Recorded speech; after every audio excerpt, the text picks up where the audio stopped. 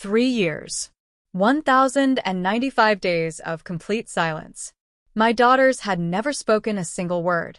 Never cried. Never laughed out loud. Never called me daddy. The doctors said they were born mute. Medical mystery. Nothing we can do. Learn to accept it. But everything I believed was a lie. The day a stranger walked into my home and said, "Your daughters aren't broken, Mr. Rivers. They're scared," my entire world shattered. Because she knew something the doctors didn't. She knew what really happened the night my daughters were born. The night my wife died. The night a hospital covered up a terrible truth that stole my children's voices before they could even cry. My name is Thomas Rivers. I built a pharmaceutical empire worth $230 million. I've funded medical research across 4 continents. I've helped develop drugs that saved thousands of lives. But I couldn't save my own daughters from silence. Until a nanny with a secret walked through my door and did something every specialist said was impossible. She made them speak. This is the story of how trauma can steal everything. And how love, real love, the kind that refuses to give up, can bring it all back. Let me tell you what really happened. Welcome to the story room. While you are here, please hit the subscribe button and comment your view on the story and where you're watching from. My story begins in Cape Cod, Massachusetts, in a house that overlooks the Atlantic Ocean like a lonely lighthouse. Beautiful house. 10 bedrooms. Floor-to-ceiling windows. Private beach. Every luxury you could imagine. But inside those walls lived the saddest man you'd ever meet. Me. My wife, Catherine, died giving birth to our triplet daughters 3 years ago. Complications, they said. Too much bleeding. Couldn't save her. I'm sorry, Mr. Rivers. I held my newborn daughters for the first time while my wife's body lay cooling in the next room. Ruby, Pearl, and Jade. 3 tiny, perfect girls with her dark hair and my green eyes. They should have been crying, screaming, making those beautiful newborn noises that fill maternity wings. But they were silent. Completely, utterly silent. The doctors ran tests, brain scans, hearing tests, genetic analysis, spent hundreds of thousands of dollars looking for answers. Congenital mutism, they finally said. Extremely rare. No known cause. No known cure. They may never speak. I refuse to believe it. I'm a pharmaceutical executive. I fund medical breakthroughs. I hired the best specialists in the world. Speech therapists, neurologists, alternative medicine practitioners. Flew them in from Switzerland, Japan, South Korea. Nothing worked. My daughters grew from infants to toddlers in complete silence. They never babbled like other babies. Never made those sweet cooing sounds. They communicated with their eyes, with small gestures, but never sound. And me? I buried myself in work. Built my company bigger. Developed new drugs. Attended conferences. Anything to avoid coming home to that silent house and feeling like I'd failed them. I hired nanny after nanny. 27 in 3 years. Some lasted a month. Some quit after a week. The longest one stayed 4 months before breaking down in tears. "I can't do it, Mr. Rivers," she sobbed. "They just stare at me. It's like they're not even there. I feel like I'm taking care of ghosts." The girls didn't cry when the nannies left. They didn't react at all. They just sat together in their playroom, 3 silent shadows in matching dresses, holding hands like they were the only real things in each other's world. I told myself I was doing my best, providing for them, giving them everything money could buy. Beautiful clothes, educational toys, a safe home. But deep down, I knew the truth. I was hiding. Running from the grief of losing Catherine. Running from the guilt of having daughters I didn't know how to reach. Then, on a cold November morning, everything changed. Nanny number 28 walked through my front door. Her name was Claire Watson. Young, maybe 26. Simple resume. No fancy credentials. Just a note from the agency that said, "Specializes in children with special needs." I almost sent her away. She looked too soft, too gentle for a job that had broken 27 women before her. But then something happened that made me freeze. My daughters, who never ran to anyone, who never showed excitement, who never reacted to new people at all, they ran to her. Ruby reached her first. Then Pearl. Then Jade. All three tugging at her coat, silent giggles, shaking their little bodies, eyes bright with something I hadn't seen in 3 years. Joy. Claire knelt down to their level, smiled, and said, "Hello, beautiful girls. I'm so happy to meet you." She didn't talk loudly, didn't make promises, didn't try to force connection. She just saw them. Really saw them. And somehow, they knew. I hired her on the spot. The next morning, I left for my office in Boston like I always did. Early, before the girls woke up. Because watching them eat breakfast in complete silence was too painful. But halfway to the city, something stopped me. A feeling. A pull I couldn't explain. I turned the car around. When I walked back into my house, I heard something I'd never heard before. Music. Soft classical music floating down from upstairs. And underneath it, something else. Laughter. Silent laughter, but I could hear the rhythm of it. The breathless joy. I climbed the stairs quietly, heart pounding, and pushed open the playroom door. What I saw stopped my heart. Claire, still in her simple gray cardigan and jeans, was standing on one leg like a ballerina. Her arms stretched gracefully above her head. And my daughters, wearing their favorite pink dresses, were copying her. Perfectly. Balanced on tiny tiptoes, arms up, faces glowing with concentration and happiness. But that wasn't what made my knees weak. Claire wasn't just dancing. Her hands were moving in patterns, deliberate patterns. And she was humming softly, each hum matching a hand movement. Sign language. She was teaching them sign language through dance. I gripped the doorframe, watching in stunned silence as Claire gently touched each girl's chin and signed something. Her lips moved. Happy. Ruby, Pearl, and Jade repeated the sign. Their tiny fingers forming the shape carefully, seriously, like it was the most important thing in the world. My daughters were communicating. I stepped into the room, my voice barely a whisper. "Where did you learn this?" Claire turned, startled, but when she saw my face, her expression softened. "Mr. Rivers, I didn't know you were home." "Answer me," I said, and I couldn't keep the emotion out of my voice. "Where did you learn to do this? Why is it working when nothing else has?" She looked at my daughters with such tenderness it hurt to watch. Then she looked back at me. "Because I know something the doctors don't, Mr. Rivers. I know why your daughters can't speak." The room tilted. "What?" "They weren't born mute," Claire said quietly. "Something happened. Something traumatic. And I came here to fix it." I stumbled backward, my mind racing. "That's impossible," the doctors said. "The doctors don't know everything," Claire interrupted gently. "Sometimes silence isn't medical. Sometimes it's emotional. My younger sister was the same way." "Your sister?" Claire nodded. "She stopped speaking when she was 4 years old. Not because of any disease or disorder. She stopped speaking because she witnessed our parents' car accident. The trauma was so severe, her voice just disappeared. For 2 years, she didn't make a sound. I couldn't breathe. What does that have to do with my daughters?" Claire looked me straight in the eye. "Everything, Mr. Rivers. Because the nurse who was in the delivery room the night your wife died, she was my aunt. And before she passed away last year, she told me the truth about what really happened to your daughters."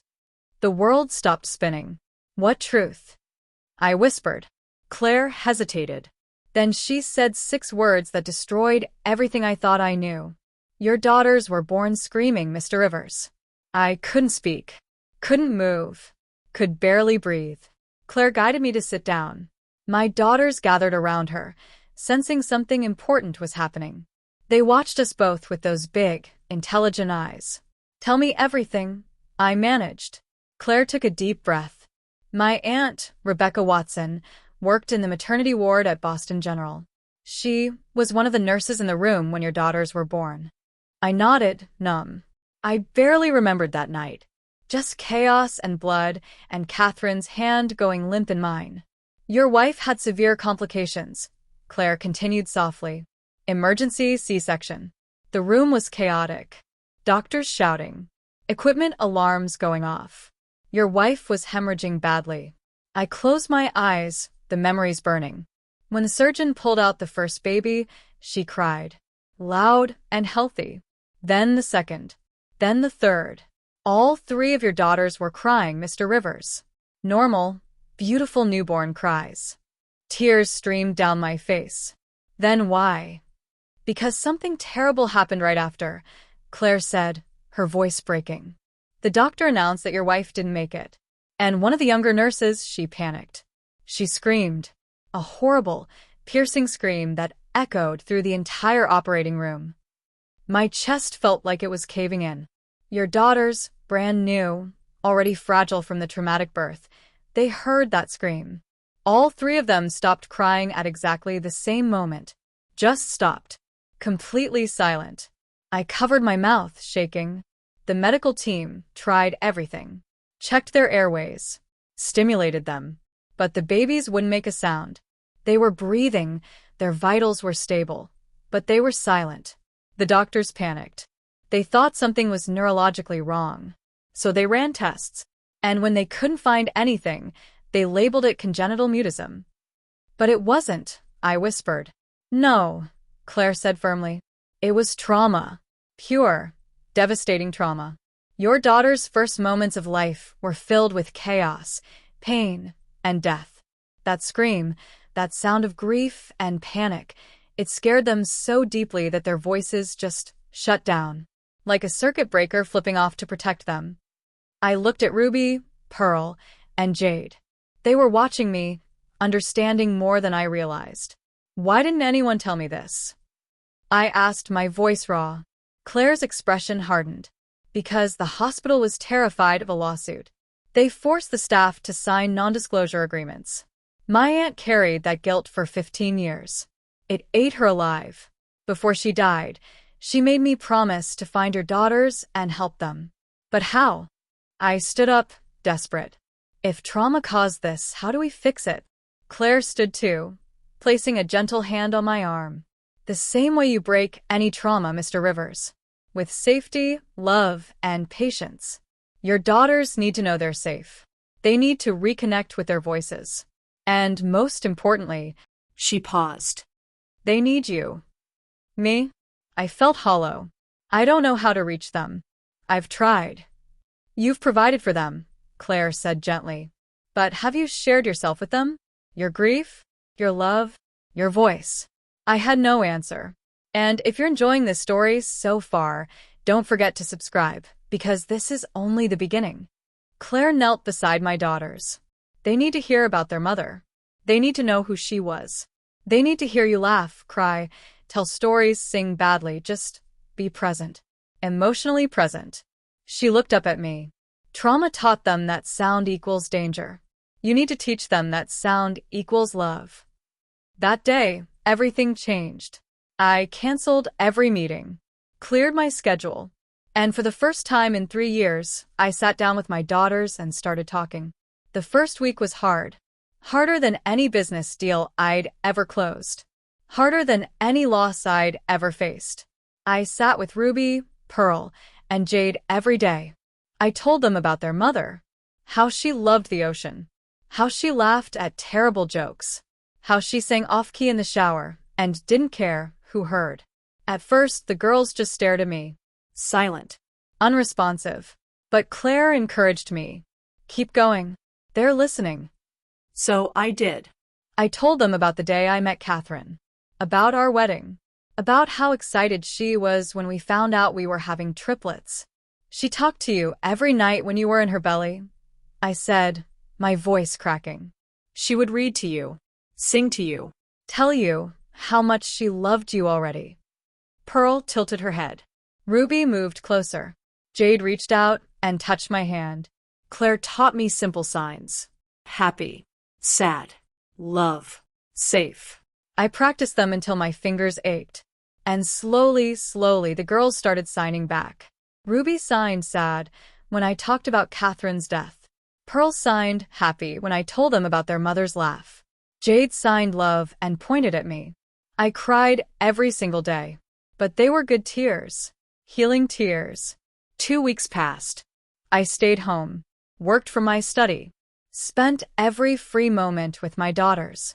We danced like Claire showed us. We played. We sat together in silence that no longer felt heavy, just peaceful. Then it happened.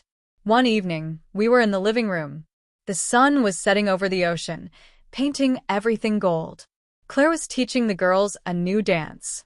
Arms up, spin slowly, toe pointed. Ruby tried to spin but stumbled. She fell onto her bottom, not hard, but enough to startle her. Her face crumpled. Tears filled her eyes. I rushed forward. "Ruby, sweetheart, it's okay. You're okay." She looked at me, breathing fast, scared. And then, from her tiny mouth, came a sound I'd waited 3 years to hear. Duh. The world stopped. Claire gasped. Pearl and Jade froze. Ruby's eyes went wide, shocked at the sound she'd just made. Duh. She tried again, her voice scratchy and small but real. So heartbreakingly real. I dropped to my knees, shaking. "Yes, baby. Yes, Daddy. I'm here." And then, like a dam breaking, Pearl opened her mouth. Duh. Jade followed. Daddy. All 3 of my daughters, speaking for the first time in their lives, saying the one word I dreamed of hearing. I pulled them into my arms and sobbed. Claire was crying too, her hand over her mouth. "You did it," she whispered. "You broke through." But I shook my head. "We did it. You brought them back to me." The house by the sea, silent for 3 years, was finally filled with the most beautiful sound in the world. My daughters' voices. The next morning, Claire knocked on my study door. She looked nervous, holding a small, worn envelope. "This came for you," she said quietly. "It's from my aunt. She wrote it before she died, but her lawyer was instructed to deliver it only after your daughters spoke." My hands trembled as I took it. The handwriting was shaky but deliberate. I began to read. "Dear Mr. Rivers, if you're reading this, it means Claire succeeded where I failed. Your daughters have found their voices. I cannot tell you how much joy that brings me, even from beyond this life. I need to confess something that has haunted me for 15 years. On the night your wife died, I was one of the nurses in the delivery room. Your wife was extraordinary, even in her final moments. As she was losing consciousness, she grabbed my hand. She looked at me with such fierce love and said, 'Protect my babies. Whatever happens to me, protect them from the fear.' I promised her I would. But when she died, and that scream rang out, I failed. I tried to shield your daughters, but I wasn't fast enough. The trauma hit them before I could stop it. And then the hospital, terrified of legal consequences, made us all sign papers promising never to speak of it. I've carried that guilt every day since. I should have told you. I should have fought harder. But I was weak and afraid. Claire is my niece, and when I told her about your daughters before I died, she promised to finish what I started. To heal the damage I couldn't prevent. Your wife's last words were about protecting your daughters. I failed her that night. But I pray that Claire has succeeded now. Please forgive me. And please tell your daughters that their mother's last thought, her last word, her last breath, was about how much she loved them. With deepest regret and hope, Rebecca Watson." I couldn't see the page anymore through my tears. Claire stood quietly, giving me space. "Your aunt didn't fail," I finally said. She sent you. She finished what she started. Claire smiled sadly. "She also left something else. Instructions. Your wife apparently told her the names she wanted for the girls if she didn't survive. Did you know she chose them?" I shook my head, stunned. "Ruby for strength. Pearl for beauty. Jade for healing. Your wife knew, somehow, that they would need to be strong, that they would be beautiful, and that they would heal." I looked out the window at my daughters playing on the beach. Claire was with them, and I could hear their voices, high and sweet, calling to each other. "Daddy, come play." My heart nearly burst. Catherine had known. Even in her final moments, she'd known our daughters would face something hard. And she'd named them for what they'd need to survive it. I walked outside, still in my work shirt and slacks, and joined my daughters on the sand. They ran to me, laughing, talking, their voices still scratchy and new, but growing stronger every day. "We love you, Daddy," they said in unison, the words clumsy but perfect. I held them close, the ocean wind whipping around us. Claire stood nearby, smiling, and I called to her. "Thank you. For everything." She shook her head. I just helped them find what was already there. 3 months later, my daughters were speaking in full sentences. They still preferred signing sometimes, and their voices had a unique, soft quality. But they were here, present, Alive. and me? I learned the most important lesson of my life. Money can build empires. Power can command armies. But love, real love, the kind that shows up every day, the kind that speaks even when it's hard, the kind that refuses to give up, that's the only thing that can truly heal. My pharmaceutical company still runs. But now I come home every single night. I read bedtime stories in silly voices. I dance in the living room. I tell my daughters about their mother every single day. And when they ask me why they couldn't talk before, I tell them the truth. Because you were scared. But you're not scared anymore. Because Daddy's here. And I'm never leaving. The house by the sea isn't silent anymore. It's filled with laughter, stories, arguments about bedtime, and 3 beautiful voices that were silent for 3 years but refused to stay that way forever. Because trauma may steal your voice, but love, patient and persistent, will always bring it back. And that, my friends, is the greatest miracle I've ever witnessed. Thanks for your watching. Don't forget to share, like, and subscribe to the Story Room for meaningful stories that inspire and teach life lessons.